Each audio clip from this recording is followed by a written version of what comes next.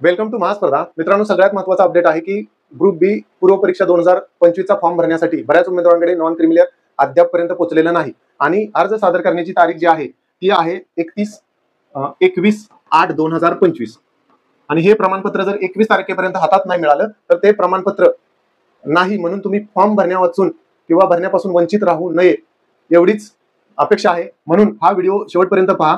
तर ही जाहिरात जी आलेली होती ती आलेली होती 29/7 आणि याचाच अर्थ या परीक्षेचं फायनान्शियल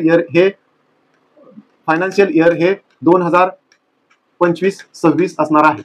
आणि एक गोष्ट लक्षात घ्या, तुमची पूर्व परीक्षा 2025 मध्ये आली आणि मेन्स परीक्षा किंवा डॉक्युमेंट व्हेरिफिकेशन हे जरी 2027 ला 2028 ला कधी होऊ द्या, तुम्हाला याच आर्थिक वर्षाचं प्रमाणपत्र तुम्हाला सादर करणं अनिवार्य आहे. म्हणून असं लगेच समजू नका की वर्ष संपलं प्रमाणपत्र बाद, फेकून दिलं, फाडून टाकलं, नव्यानं काढलं, असं अजिबात चालणार नाही. 2023 ची परीक्षा केव्हा झाली आणि आता 2025 मध्ये डॉक्युमेंट व्हेरिफिकेशन आहे, तर त्यावेळेचं प्रमाणपत्र त्यांना आता मागितलेलं आहे. त्यामुळं ह्या सगळ्या गोष्टी व्यवस्थित समजून घ्या.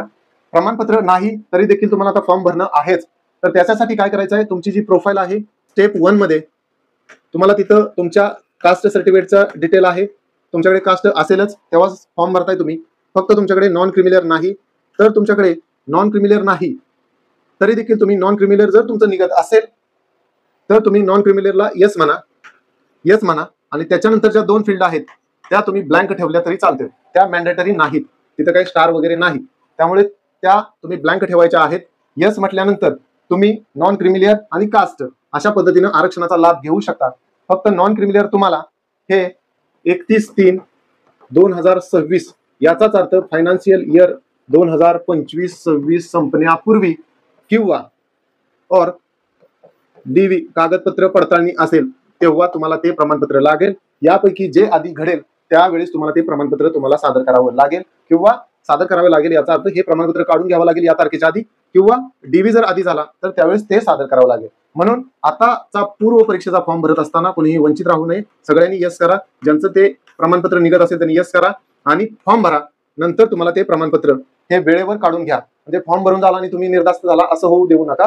ते प्रमाणपत्र आता कोणाचं प्रोसेसिंग मध्ये असेल ते 21 ला मिळणार नाही, ते 4 दिवसांनी मिळेल, किंवा काही जणांनी अजून सुरुवात केली नसेल प्रोसिजर, ते प्रमाणपत्र वेळेवर काढून घ्या. फक्त आता कुणीही फॉर्म भरायचं वंचित राहू नका. तुमच्या काही इतर अजून अडचणी असतील तर कमेंट बॉक्समध्ये निश्चित विचारा. आपला महास्पर्धा युट्यूब चॅनल नक्की सबस्क्राईब करा. Thanks for watching महास्पर्धा.